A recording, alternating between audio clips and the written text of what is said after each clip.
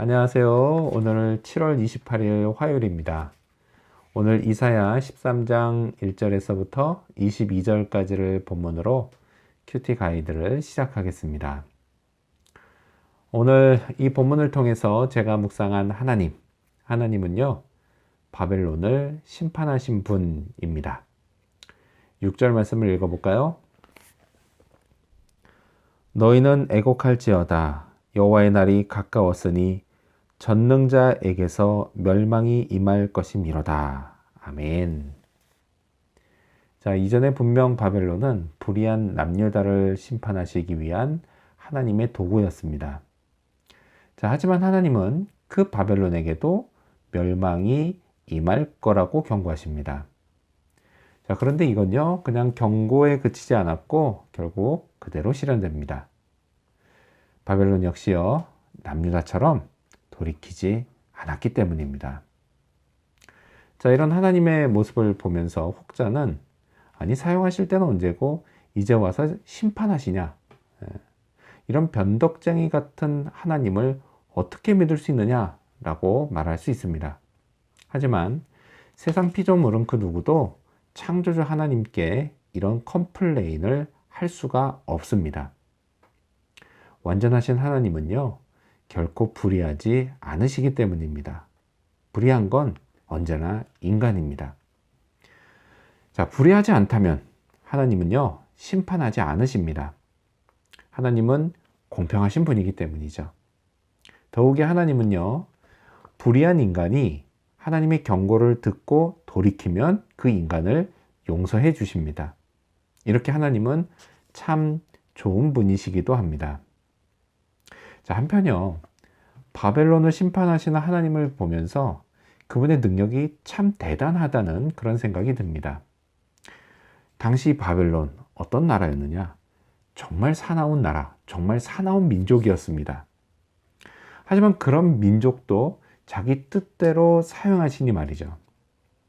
그리고 더 대단한 건 그들보다 더 사나운 민족 메대 사람을 사용하셔서 이 바벨론을 심판하시는 모습입니다. 역시 하나님은요, 대단한 분이십니다. 자, 그렇다면 오늘 이 본문을 통해서 제가 발견한 인간의 모습 어떤 게 있을까요? 오늘은 영광에서 멸망으로 떨어진 바벨론을 볼 수 있습니다. 19절 말씀을 읽어볼까요? 열국의 영광이요 갈대아 사람의 자랑하는 놀이개가 된 바벨론이 하나님께 멸망당한 소돔과 고모라 같이 되리니. 아멘. 바벨론, 정말 대단한 나라였습니다. 당시 근동의 패권국이었습니다.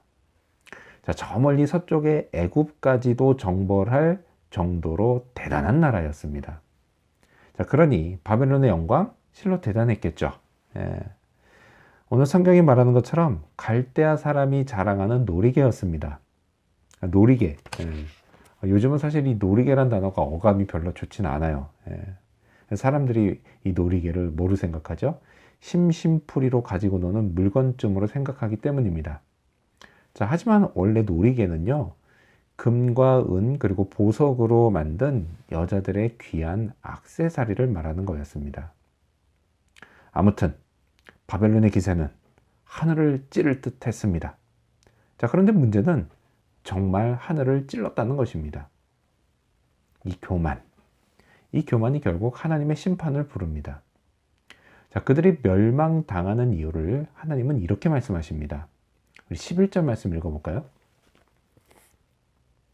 내가 세상의 악과 악인의 죄를 벌하며 교만한 자의 오만을 끊으며 강포한 자의 거만을 낮출 것이며. 아멘. 그들이 멸망당하는 이유, 그건요, 그들의 교만에서 비롯된 오만과 강포와 거만이었습니다. 이것이 악이 되고 그들은 범죄한 악인이 되었습니다. 그리고 끝내 겸손해지지 못하고 멸망했습니다. 따라서요, 저도 늘 조심해야겠습니다. 하나님께 쓰임 받으면서요, 끝까지 교만해지지 않는 것은 정말 힘든 일입니다. 물론요, 자랑할 수는 있습니다. 예. 하지만 그 자랑은 언제나 하나님이어야 합니다. 하나님의 은혜로 잘된 일은요, 오직 하나님이 영광을 받으셔야 합니다. 저는요, 그저 감사하면서 겸손해야 합니다. 하나님이 높여주실 때는요, 그게 순식간에 높여주시는 것처럼요, 또한 낮추실 때에도 하나님이 순식간에 낮추신다는 사실을 잊지 말아야겠습니다. 자, 그렇다면 끝으로 오늘 이 본문을 통해서 나에게 주시는 교훈, 제게 주시는 교훈이 뭘까요? 그건 바로 여호와의 날이 가깝다라는 것입니다. 6절 말씀을 다시 읽어보겠습니다.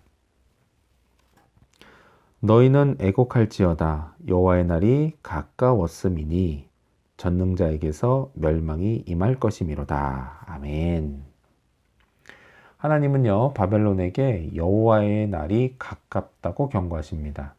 자, 그날 여호와의 날, 바벨론은 심판하실 하나님과 맞닥뜨리게 됩니다.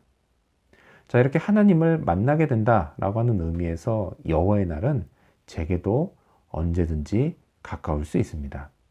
다만요, 그때를 정확히 모를 뿐이죠. 예. 자, 아침마다 들려오는 사고 소식들을 보면요, 사람이 죽는 건 정말 한순간인 것 같습니다. 그 사람인들 불과 몇 초 후에 자기가 죽을 거라고 상상이나 했을까요?